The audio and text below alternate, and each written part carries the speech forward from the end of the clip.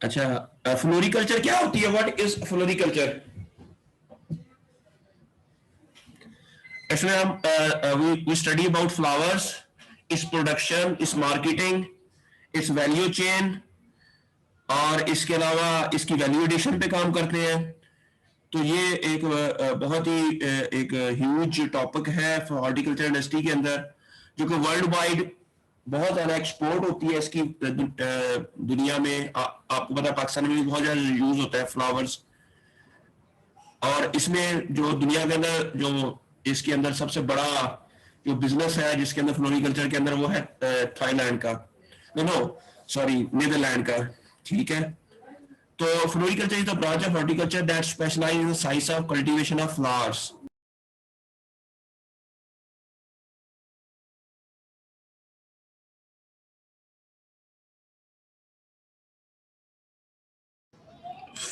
भी हम इसको फील्ड में भी नॉर्मली इसको कल्टीवेट करते हैं। इसको सेमी प्रोटेक्टेड एरियाज में होती है, फुली प्रोटेक्टेड इसके लिए हम ग्रीन हाउसेज है वर्ल्ड वाइड, बड़ी लोग इसके ऊपर काम कर रहे हैं। Even in Pakistan one of our colleague है, हमारा बड़ा अच्छा दोस्त है बेहजाद रफीक, वो इधर कसूर में बड़ा अच्छा इसके ऊपर फ्लोरिकल्चर के अंदर उसने बड़ा अच्छा फार्म बनाया हुआ है, बड़ा बहुत लार्ज स्केल के ऊपर फ्लोरिकल्चर प्रोडक्शन के ऊपर वो काम कर रहा है फ्लावर्स का। ठीक है,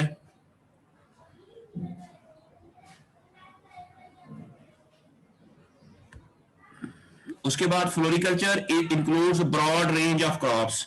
इसमें हम बेडिंग प्लांट्स भी होते हैं जिसको हम कट फ्लावर्स। अच्छा, what is a cut flower?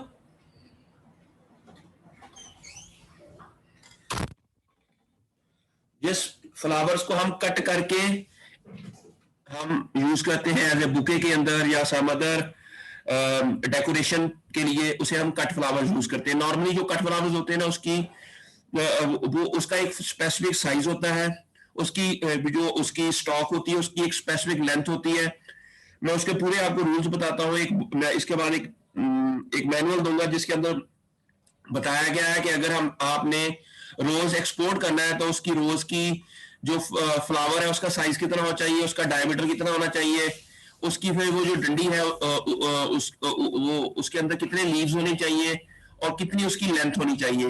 ये सारे एक इंटरनेशनल स्टैंडर्ड्स हैं और उस स्टैंडर्ड्स के मुताबिक ही को मीट करने के लिए we normally grow the flowers for cut flower in green houses are imported are in some protected areas, क्योंकि हम नॉर्मली उसको वो क्वालिटी हम मेंटेन नहीं कर सकते जितनी एक इंटरनेशनल वो जो है जो हमारा इंटरनेशनल क्लाइंट है उनको जो उसकी जरूरत होती है।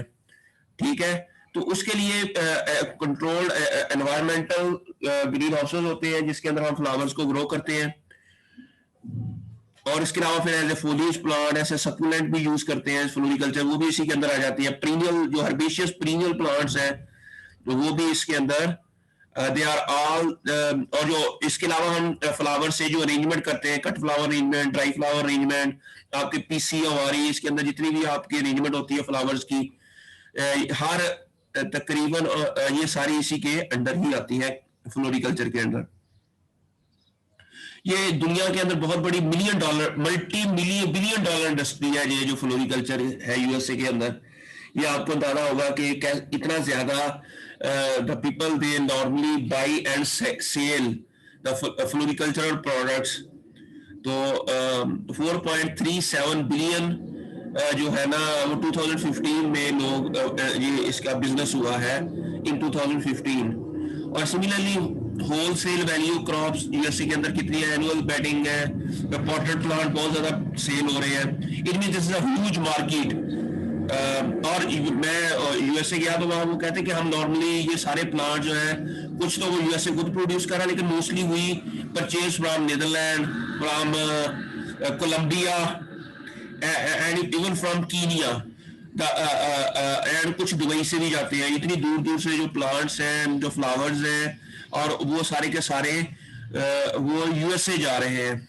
ठीक है, अनफॉर्चुनेटली पाकिस्तान से बहुत ही शेयर कम है, बल्कि जीरो शेयर है। ठीक है। पाकिस्तान जो लोकल सिर्फ कुछ दुबई भेज देता है फ्लावरिंग, और नॉर्मली हमारा इस पाकिस्तान के अंदर ये बहुत ही नेग्लेक्टेड फील्ड है, लेकिन there is a lot of opportunities in this field because of the CPAC. The people, they really love flowers in China, in Russia, in some other part of these areas where we can send the floricultural plants, bouquets, cut flowers, फिर Green's है और इसकी propagating फ्लोरिकल्चरल material है, तो इसको हम बड़ा अच्छा बिजनेस कर सकते हैं। ये आप ग्लोबल है, ग्लोबली मैंने आपको बताया कि दुनिया के अंदर सबसे ज्यादा जो फ्लोरिकल्चर का बिजनेस है वो नेदरलैंड में हो रहा है। इसके अलावा फिर कोलंबिया में already, Ecuador, Kenya, Ethiopia, Belgium, Malaysia में बड़ा अच्छा काम हो रहा है, जर्मनी है, इसराइल है, ठीक है। फिर many career path exist for floriculture job. आप क्या क्या काम कर सकते हो इसके अंदर, रिसर्च के अंदर आप जा सकते हो, एजुकेशन है, फिर प्रोडक्शन मैनेजमेंट में आ सकते हो, फिर राइटिंग एंड कम्युनिकेशन है, सेल्स एंड मार्केटिंग है, पार्क्स एंड गार्डन जो हॉर्टिकल्चर क्रॉप, और ओनर एंड एंटरप्रेन्योर बन सकते हो। There's a lot of business opportunities in if you are you choose floriculture as a major. These are all the different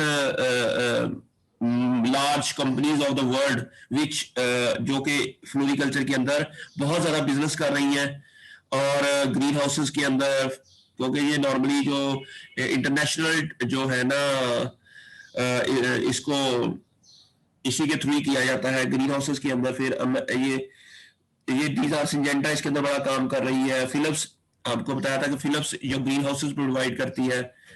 फिर lights बड़ी important and lights जो कि floriculture के अंदर मैंने जो फोटोपिरियडिज्म का आपको बताया था कि कैसे हम इसको मैनिपुलेट करके डिफरेंट डे एंड लेंथ को मैनिपुलेट करके कैसे हम एक अच्छी क्वालिटी के फ्लावर्स या फ्रूट या सीड्स ले सकते हैं। फिर ये है floriculture is an experimental learning process, not ये आपको डेली इसके ऊपर काम करना पड़ेगा, डेली इसके ऊपर आपको पॉटिंग मटेरियल मीडिया के ऊपर आपको होना चाहिए कि कौन सा मीडिया है, उसकी कंपोजिशन क्या होनी चाहिए, फिर डिफरेंट तरह के मीडियाज क्या होते हैं, किस मीडिया के अंदर कौन सा प्लांट अच्छा सर्वाइव करता है, फिर उसकी एनवायरनमेंट बड़ी इंपॉर्टेंट है। तो ये फिर आपने कौन सी वैरायटी ग्रो करनी है और किस टेम्परेचर के अंदर ये वैरायटी ग्रो करनी है, it's a experimental learning program है, ठीक है। अच्छा, floriculture is interdisciplinary science that is both challenging and rewarding. तो ये ऑलरेडी मैंने बता दिया कि इसके अंदर आपको ये काफी एनवायरमेंटल मैनेजमेंट आनी चाहिए, आपको प्लांट फिजियोलॉजी, ऑटोमेशन, स्पेशली क्योंकि आजकल तो हर चीज ऑटोमेटिक हो गई है, तो इसके अंदर भी हमें ऑटोमेशन चाहिए। मार्केटिंग इज वेरी इंपॉर्टेंट, क्योंकि अगर आपका फ्लावर्स आपने प्रोड्यूस कर लिया और उसकी मार्केटिंग नहीं है तो आप एक अच्छे बिजनेसमैन नहीं बन सकते। अब प्लांट ग्रोथ रेगुलेटर्स मैंने आपको पढ़ाया था पहले। सम टाइम अब हमें मालूम होना चाहिए कि हम कितना पानी देना, what is the right temperature. अब प्लांट ग्रोथ रेगुलेटर्स कौन से स्प्रे करने चाहिए, क्यों करने चाहिए, ये आपको इस सारी चीज का नॉलेज होना चाहिए if you want to be a good floriculturist, ठीक है। डिफरेंट मैंने आपको पहले लेक्चर में बताया था, ऑक्सीजन होता है, जिब्रेल होता है, उसकी डिफरेंट प्रॉपर्टीज भी बताई थी कि कब उसका किसका क्या फंक्शंस है, वो सारा नॉलेज आपके पास होना चाहिए if you want to produce to be a very good floriculturist. Similarly how much fertiliser, ये आपको एक्सपेरिमेंटल तरीके से आपको ये देखना डिफरेंट ये जो ये प्लांट्स है उसको डिफरेंट लेवल ऑफ फर्टिलाइजर दिए गए हैं। फिर आप एक्सपेरिमेंट करके फिर इसको आपने 0 फर्टिलाइजर दिया है, इसको 5 ग्राम दिया है, इसको 10 ग्राम दिया है, इसको 15 25, फिर इसको 30 में जाके इसकी स्टैंडर्ड ग्रोथ हो गई है। इट मींस दैट फर्ज किया we need this could be the best fertilizer. अब आप ये कैसे पता चलेगा, you need to do some experiments, ठीक है। अब ये देखिए, अगर अच्छा पानी दिया हुआ है तो प्लांट अच्छा ग्रो कर रहा है, अगर नो वाटर दिया हुआ है, ठीक है। और तीसरी बात, आपको प्रूनिंग आनी चाहिए। अब अगर हम इसको मैंने पहले इसको कट कर देंगे यहां से, तो इससे ना लेटरल ग्रोथ स्टार्ट हो जाएगी। जितनी ज्यादा लेटरल ग्रोथ होगी उतने ज्यादा नंबर ऑफ फ्लावर ज्यादा आएंगे, क्योंकि अगर आप यहां से कट करते हो तो 2 ब्रांचेस निकलेंगी, या आप यहां से कट करोगे उससे आगे फिर 2 ब्रांचेस निकलेंगी, या ऊपर से कट करोगे तो इस तरह आपका जो पॉट है ना वो बड़ा, उसके अंदर लॉट ऑफ, इसको पिंचिंग भी कहते हैं, जो ऊपर से फ्लावर को कट कर देना, that is known as pinching. जब पिंचिंग करते हैं तो लेटरल ब्रांचेस निकलती है, जब लेटरल ब्रांचेस निकलती है तो उससे हर ब्रांच के एंड के ऊपर फ्लावर ग्रो करता है। तो इसलिए ये एक ऐसी टेक्निक है जो आपको पता होनी चाहिए कि वाटर कब देना है, फर्टिलाइजर कितना देना है, एनवायरनमेंट कौन सी देनी है, फिर इंटरनेशनल रूल्स क्या है फ्लोरिकल्चर को प्रोड्यूस करने के लिए। मैं उसके बाद एक डॉक्यूमेंट दिखाता हूँ इसके बाद के क्या वो क्या है, ठीक है। सिमिलरली ये जो हमें एडवांस सेंसर टेक्नोलॉजी है हमारे ग्रीन हाउसेस के अंदर, हमें पता है कि प्लांट्स को ग्रो करने के लिए कितना टेम्परेचर, कितनी ह्यूमिडिटी, कितने डे एंड नाइट चाहिए, कौन सी लाइट चाहिए, ब्लू लाइट चाहिए, रेड लाइट चाहिए, फार रेड लाइट चाहिए।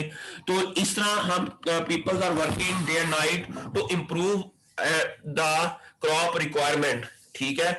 तो इसके लिए फिलिप्स है, इस तरह मेनी अदर कंपनीज है, they are working on controlled environmental conditions so that you can produce high quality floricultural crops. Similarly ये photoperiodism जो modification to produce colored brackets, ठीक है, ये पॉइंसेटिया है, उसके लिए डिफरेंट एनवायरमेंटल कंडीशंस को हम मॉडिफाई करके हम डिफरेंट तरह के कलरिंग पैटर्न भी प्रोड्यूस कर सकते हैं इन पॉइंसेटिया प्लांट्स। ये हम control temperature to target eastern lily for the market, ये देखो ना मार्केट, इसको कंट्रोल टेम्परेचर करके इसकी जो लेंथ है वो बढ़ा दी है, इसके अंदर फ्लावर का जो साइज है वो बढ़ गया है और उसकी क्वालिटी बड़ी अच्छी हो गई है, ठीक है। ये अब आप लोग रिसर्च कर सकते हैं कि किस तरह की इन्वायरमेंट दी जाए, कौन सी मीडिया दिया जाए, क्या टेम्परेचर दिया जाए, कि ताकि हमारे जो फ्लोरिकल्चरल क्रॉप्स हैं वो एक अच्छे तरीके से, ये अब आपके ऊपर रिसर्च के ऊपर डिपेंड करता है। Similarly supplemented lighting system to produce year, अब नीदरलैंड यहाँ पर बहुत सर्दी होती है लेकिन वो they produce year, all the year they produce flowers. और आपको पता है कि डेली वहां पर ना नीदरलैंड में इसकी जिस तरह हमारे कराची स्टॉक एक्सचेंज है, इस तरह फ्लावरिकल्चर स्टॉक एक्सचेंज है उधर नीदरलैंड में, जहां पर डेली ऑक्शंस होती हैं और डेली के डेली जो KLM और लुफ्तांसा एयरलाइन है उनके रेफ्रिजरेटेड एरोप्लेन्स हैं जो कि यहां से फ्लावरिंग को उठा के विद इन 24 आवर्स, फर्ज किया लॉस एंजलिस भेजना है, जहां उन्होंने शिकागो भेजना है एम्स्टर्डम से, तो वो फौरन ही कीनिया लेके जाना है, लंदन जाना है, जहां भी जाना है तो वो दे आर रेडी, ठीक है। वो all the time they are ready and they produce flowers, ठीक है। तो it means government is also supporting Netherland floriculture industry. Pakistan के अंदर अगर एक ऐसे PIA के जहाज ही नहीं है जहां पर ये रेफ्रिजरेटेड सिस्टम हो जो कि विद इन 24 आवर दुनिया के किसी भी कोने में आपकी जो फ्लोरिकल्चर की प्रोड्यूस है वो भिजवा दे। तो ज़ाहिर we need to, government should facilitate and we should produce we should have a quality production technology system, marketing system, then we can and we should have the facility that we can produce the year round, because इतना ज़्यादा खर्चा अगर हमने करना है तो we should have the facility as well. And similarly marketing chain, ये देखिए ना ऑक्शंस हो रही है ये डिफरेंट नीदरलैंड की द डिफरेंट इंटरनेशनल मार्केट्स के अंदर, तो मर्चेंटाइजिंग स्टोर्स हैं, चेन्स हैं, तो आपके पास ये फैसिलिटीज होनी चाहिए। और similarly flower growers are adding controlled environmental agriculture into their business. ये मैंने already involve growing edibles like lettuce, spinach, herbs, salad, green tomatoes and peppers in green houses. Similarly, controlled environmental produces fresh होती है, उसके अंदर industry is growing rapidly, many jobs exist करती हैं। पाकिस्तान के अंदर भी UAF में हमारे डॉक्टर इफ्तिकार साहब हैं जो मेरे टीचर हैं, डॉक्टर दरानी यूनुस साहब हैं जो कि इसकी फ्लोरिकल्चर इंडस्ट्री के अंदर बड़ा अच्छा काम कर रहे हैं, और इवन हमारे पंजाब यूनिवर्सिटी में कुछ स्टूडेंट इसके ऊपर काम कर रहे हैं। तो एक मिस्टर बेहजाद रफीक है, हमारा बड़ा अच्छा दोस्त है और हमारे यूएफ का ग्रेजुएट है। उसने अपनी एमएससी की रिसर्च को ही बिजनेस के अंदर कन्वर्ट कर दिया। ये नीचे मैंने उसका एक लिंक दिया फेसबुक का, अब यहाँ पर क्लिक करेंगे तो उसका फेसबुक का पेज निकल आएगा, where they normally update all the floriculture business related activities in Pakistan. You can go there। ये कसूर के अंदर है, बड़ा अच्छा बंदा है, बहुत काम कर रहा है फ्लोरिकल्चर के अंदर। कोई भी चीज आपने लर्न करनी है फ्लोरिकल्चर से related, you can go there and learn. ठीक है, तो this is all about floriculture. जी बच्चों,